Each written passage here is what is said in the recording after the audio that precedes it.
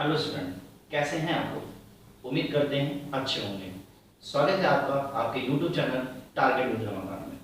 Class जैसा कि आपको पता है कि आज तक हम लोग जो टॉपिक पढ़ रहे हैं atomic structure, yes 9th class के एटॉमिक स्ट्रक्चर चैप्टर नंबर 4, जहां पर हम लोगों ने छोटे छोटे वीडियो के माध्यम से बाय द स्मॉल वीडियोस हम लोगों ने इस चैप्टर को धीरे धीरे नियर अबाउट हम खत्म करने की कगार पे आ गए हैं। यानी कि छोटी छोटी चीजें करके हम लोगों ने बहुत सारी चीजें एटॉमिक स्ट्रक्चर दैट मीन्स परमाणु संरचना में क्या कर लिया, सीख लिया। क्लास बूंद बूंद से घड़ा होता है। तो आपने देखा कि एक एक डिफिनेशन, छोटी छोटी डिफिनेशन करते करते अब तक आपने क्या कर लिया, चैप्टर को खत्म करना, आप चैप्टर खत्म करने जा रहे हैं।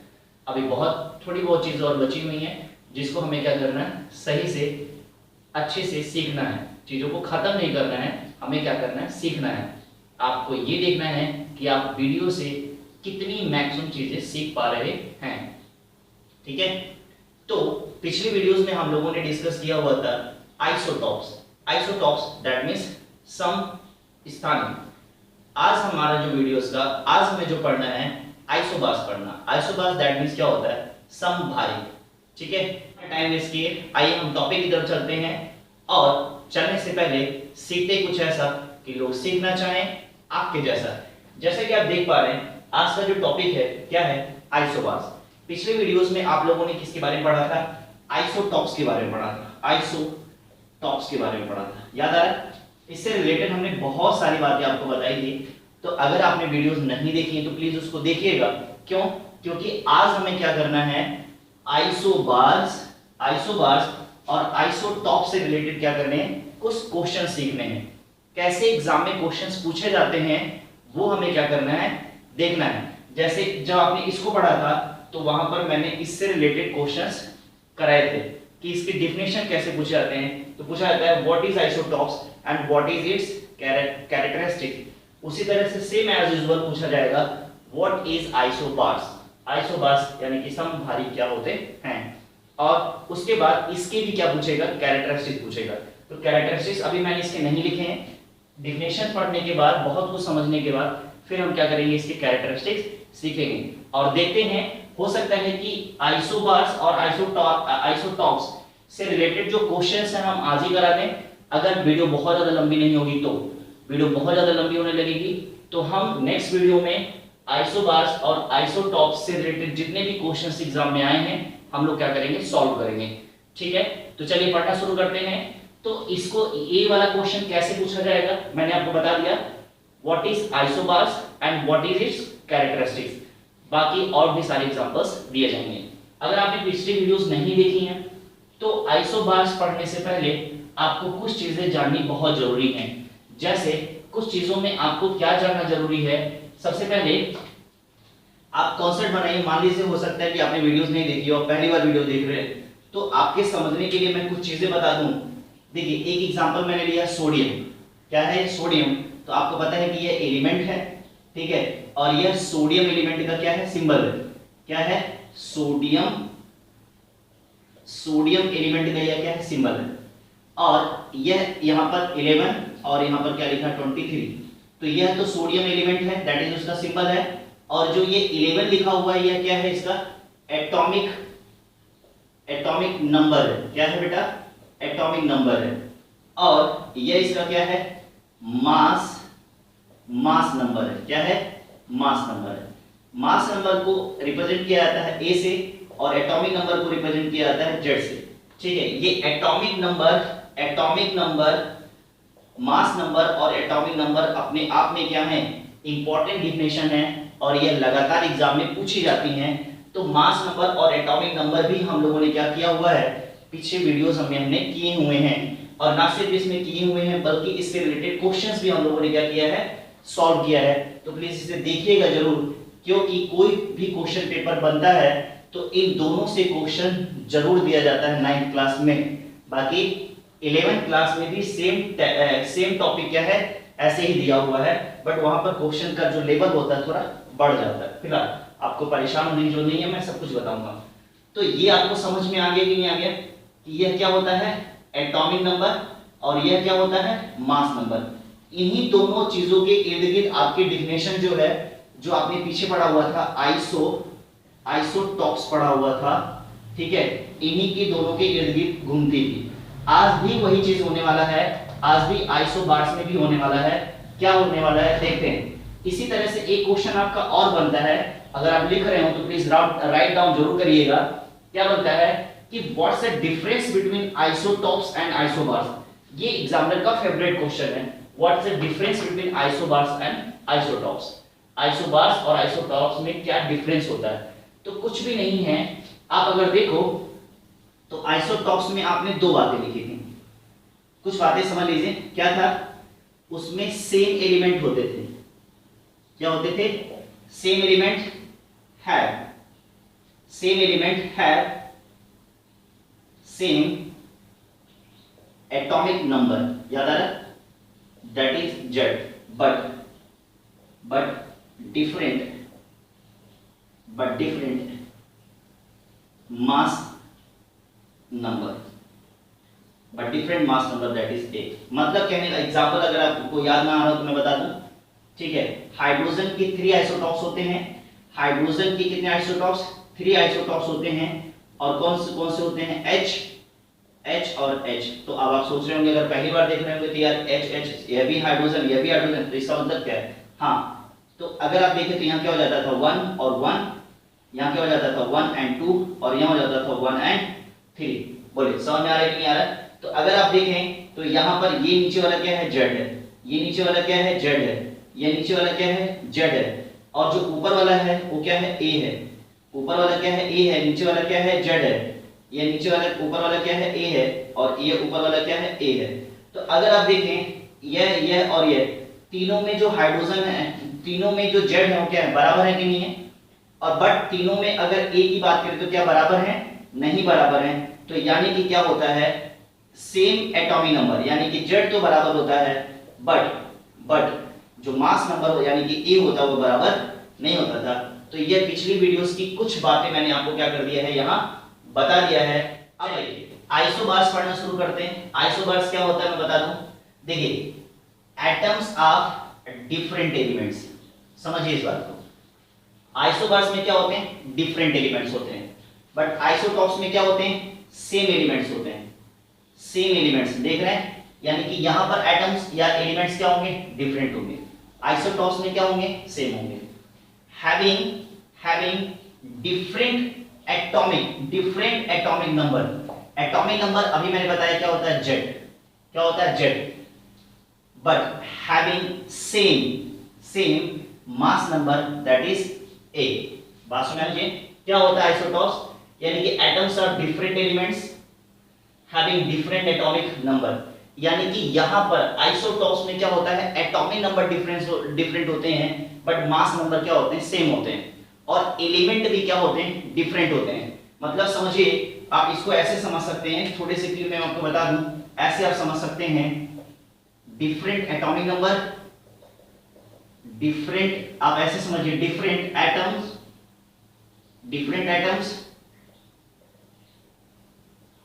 Different atomic number, but same mass number, that is ए। बोलो समझ में आया कि नहीं है? दोनों को कंपेयर कर लो, आप दोनों को कंपेयर करो। डिफरेंट एटम्स, सेम एटम्स, या atom that means element.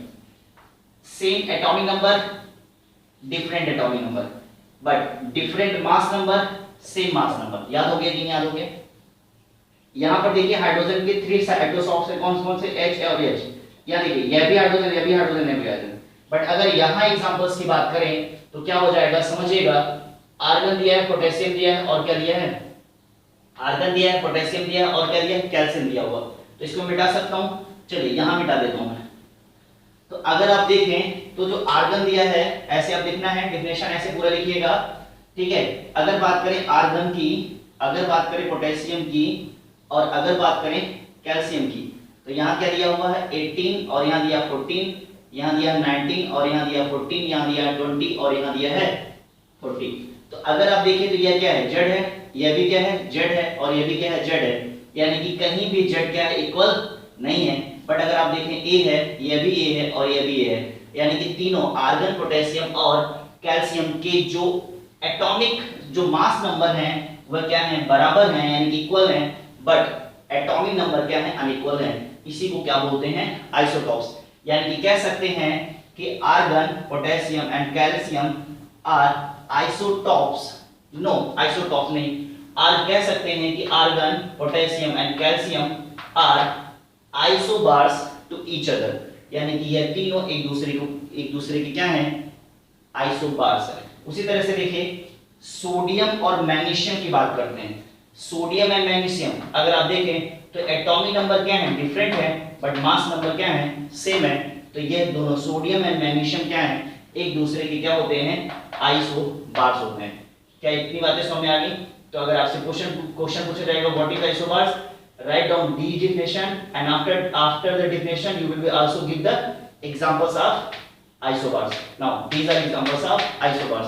Okay, you will write down it and आप इसको लिखो, फिर हम बात करते हैं किसकी, आइसोबार्स की। अच्छा, चलने से पहले क्या आपको आइसोबार्स और आइसोटॉप्स में डिफरेंस समझ में आ गया कि नहीं आ गया? आप ऐसे समझ लीजिए, एक तरफ हो जाएगा आइसोबार्स और एक तरफ हो जाएगा आइसोटॉप्स। क्या होता है, आइसोबार्स क्या होते हैं, different elements different atomic numbers but same mass number. Isotopes में क्या हो जाएगा, same element have same atomic number but different mass number.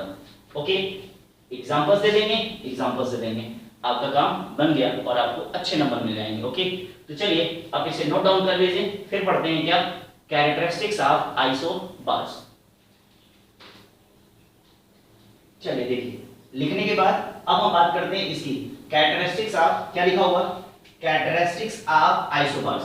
Isobars की क्या कैरेक्टरिस्टिक्स होते हैं, जरा उसको देखते हैं। तो पॉइंट नंबर अगर 1 की बात करें तो क्या कह रहा है, isobars are the atoms of different elements. Okay, आपको पता है, आपने पीछे पढ़ा ही है, क्या पढ़ा आपने कि जो आइसोबार्स होते हैं इनके जो एटम्स होते हैं क्या होते हैं, डिफरेंट होते हैं।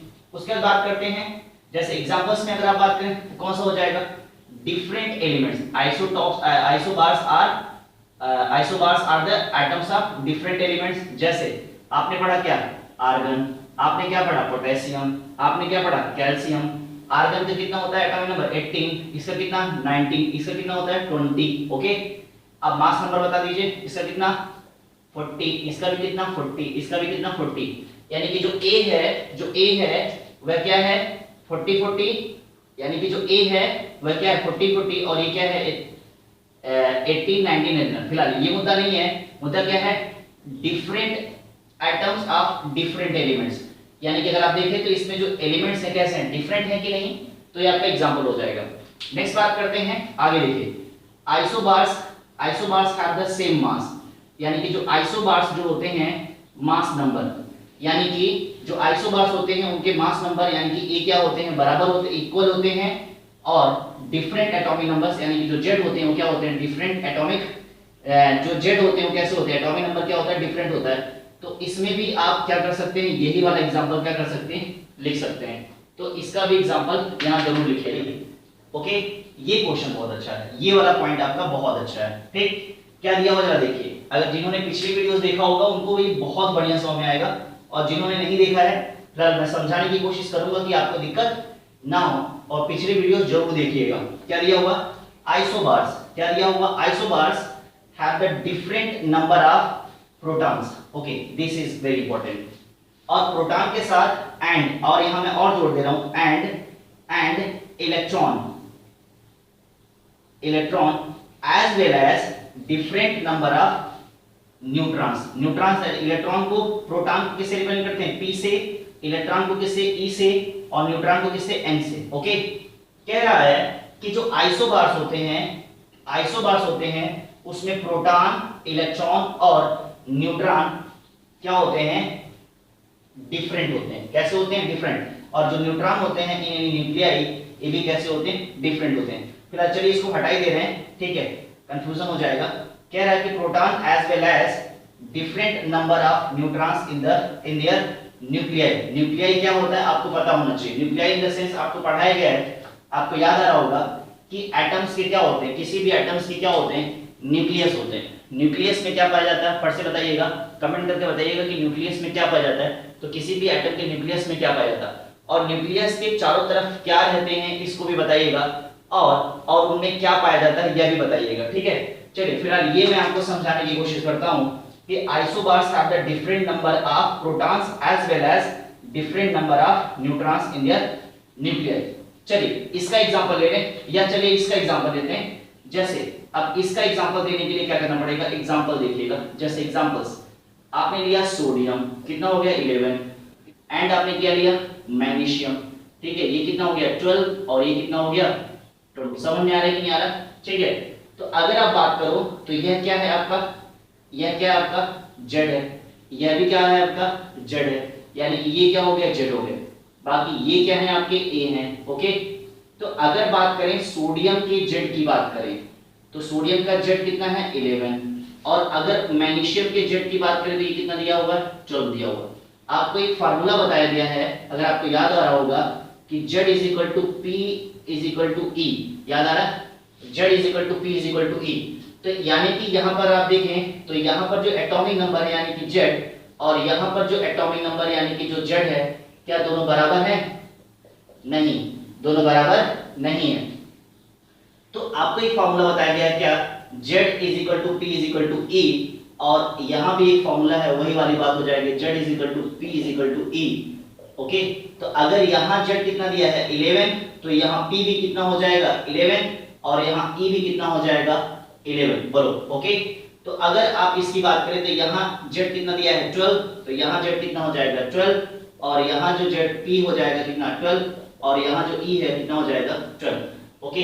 तो अगर आप देखें तो बात क्या चल रही थी, किसकी बात चल रही थी, प्रोटॉन की, किसकी चल रही थी, प्रोटॉन की। तो प्रोटॉन, किसी भी न्यूक्लियाई में जो प्रोटॉन होते हैं, जो न्यूट्रॉन होते हैं वो इक्वल नहीं होते हैं। तो आप पहले, अभी न्यूट्रॉन बाद में देखेंगे, पहले प्रोटॉन देखिए। जो प्रोटॉन है यहाँ कितना है 11, और जो यहाँ प्रोटॉन है ये कितना है 12 है। तो क्या जो प्रोटॉन है बराबर है, नहीं बराबर है। चलिए देखिए ये क्वेश्चन हमने लिखे हुए हैं। अगर आप सिर्फ डिफिनेशन आइसोटॉप्स एंड आइसोबार्स सिर्फ डिफिनेशन पढ़ के जाते हैं, उसके कैरेक्टरिस्टिक्स लर्न करके जाते हैं, तो उतने से ही काम नहीं चलेगा। तो कहने का क्या मतलब है, आपको कुछ क्वेश्चंस की प्रैक्टिस करके जानी पड़ेगी। आप दोनों डिफिनेशंस लर्न करके जाओ, और अगर टीचर ने क्वेश्चन थोड़ा घुमा दिया, ट्विस्ट कर दिया, तो आप क्वेश्चन नहीं कर पाओगे। क्या मेरी बात समझ पा रहे हैं, ठीक है। तो आपको उसके लिए क्या करना है कि क्वेश्चंस, टीचर कितने भी एग्जाम में कितने भी क्वेश्चंस घुमाए जाएं और आपका दिमाग ना घूमे, उसके लिए आपको क्या करना पड़ेगा, उसके लिए आपको क्वेश्चंस की प्रैक्टिस करनी पड़ेगी। और क्वेश्चंस प्रैक्टिस के साथ साथ ये समझना पड़ेगा कि क्वेश्चन को कितने आसानी से और बहुत जल्दी से हम क्या कर पाए, सॉल्व कर पाए। तो जैसे कि देखिए हमने दो क्वेश्चंस अभी लिखे हैं, question number 1 and question number 2, दो क्वेश्चन लिखे हैं, और इन दोनों क्वेश्चंस को आपने क्या करना है। उससे पहले हमने जो आपको पढ़ाया है उसका एक छोटा सा रिव्यू मैंने यहाँ दे दिया है।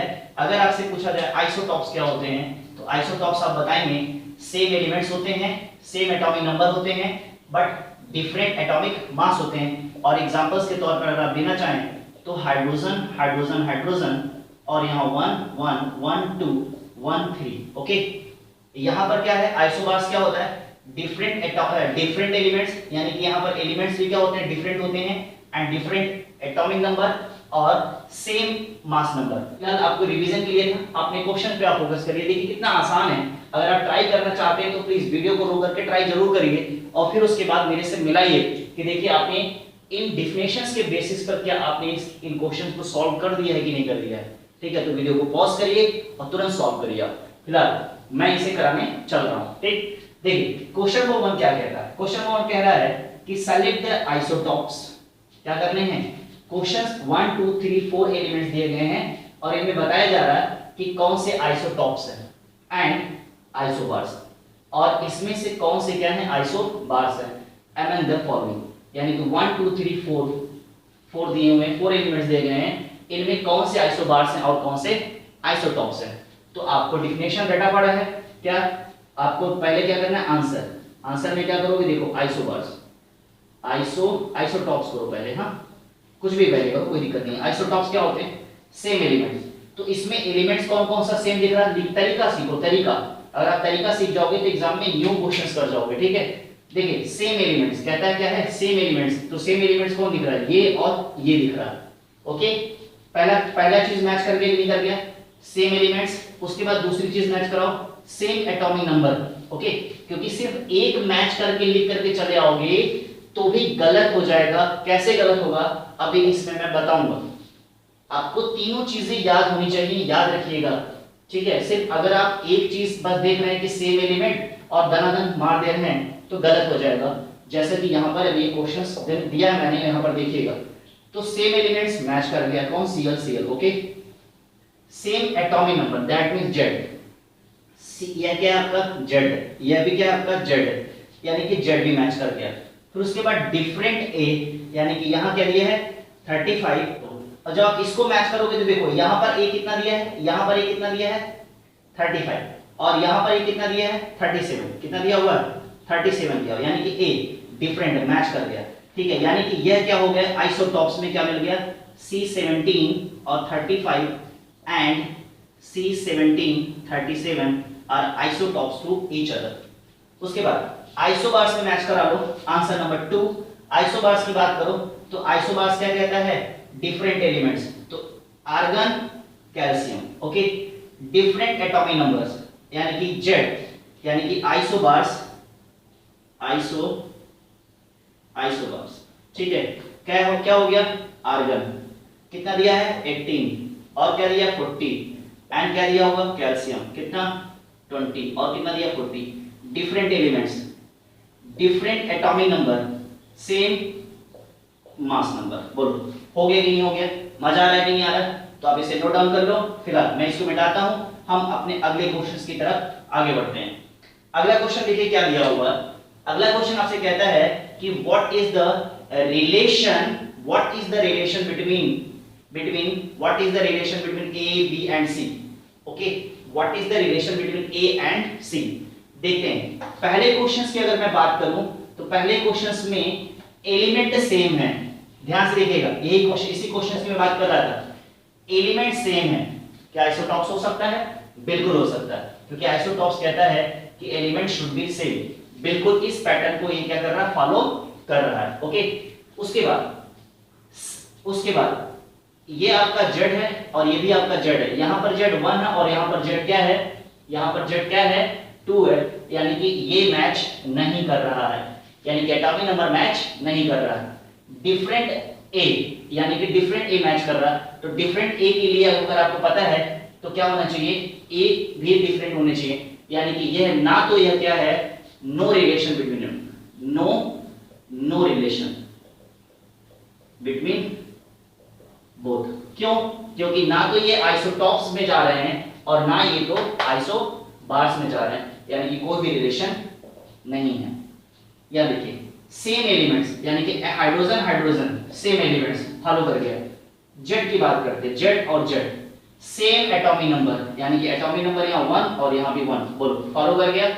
उसके बाद डिफरेंट मास नंबर, यानी कि यह क्या हो गया, यानी कि इन दोनों में जो रिलेशन है किसका है, आइसोटॉप्स का है। बोलो समझ में आ रहा है कि नहीं आ रहा, यानी कि ये दोनों क्या है, एक दूसरे के आइसोटॉप्स हैं। नीचे आइए अगला, तो ये डिफरेंट एलिमेंट्स, ये क्या आपका निकेल है और ये क्या है Zn, सॉरी जिंक, Zn क्या है, ये Zn ले सकते हैं आप, Zn क्या है, ये निकेल है और ये क्या है जिंक है। यहां पर देखा जाए तो दोनों एलिमेंट्स क्या हैं, डिफरेंट हैं, तो हमें आइसोबार्स में आना पड़ेगा। किसमें आना पड़ेगा, आइसोबार्स में। डिफरेंट एलिमेंट्स, हाँ डिफरेंट एलिमेंट्स है, डिफरेंट एटॉमिक नंबर्स, यहां एटॉमिक नंबर यानी कि Z की बात करें 28 और यहां एटॉमिक नंबर Z की बात करें तो 30, यानी कि यह भी पैटर्न फॉलो हो गया। सेम मास नंबर, यानी कि 64, यानी कि ये दोनों क्या हैं, isobars to each other, okay, isobars to each other, okay. बोलो मजा आ रहा है कि नहीं आ रहा, उम्मीद कर रहे हैं कि मजा आ रहा होगा। तो क्वेश्चन सॉल्व हो गया कि नहीं हो गया, चलिए उम्मीद करते हैं कि आपको वीडियो समझ में आई होगी, आपको एक एक चीज जो भी बताया गया वो आपको समझ में आया होगा, ठीक है। तो अगर समझ में आया है तो प्लीज लाइक करें, सब्सक्राइब करें और ज्यादा से ज्यादा लोगों को शेयर करें, ताकि जैसे आप सीख पा रहे हैं बाकी लोग भी क्या कर पाए, सीख पाए। और प्लीज अब तक अगर आपने सब्सक्राइब नहीं किया तो प्लीज चैनल को क्या करें, सब्सक्राइब करें, और अगर कमेंट नहीं किया तो प्लीज कमेंट जरूर करें। और अगर वीडियो समझ में ना आई हो और आपको कुछ भी समझ में नहीं आया तो डिसलाइक भी करें, कोई टेंशन नहीं है।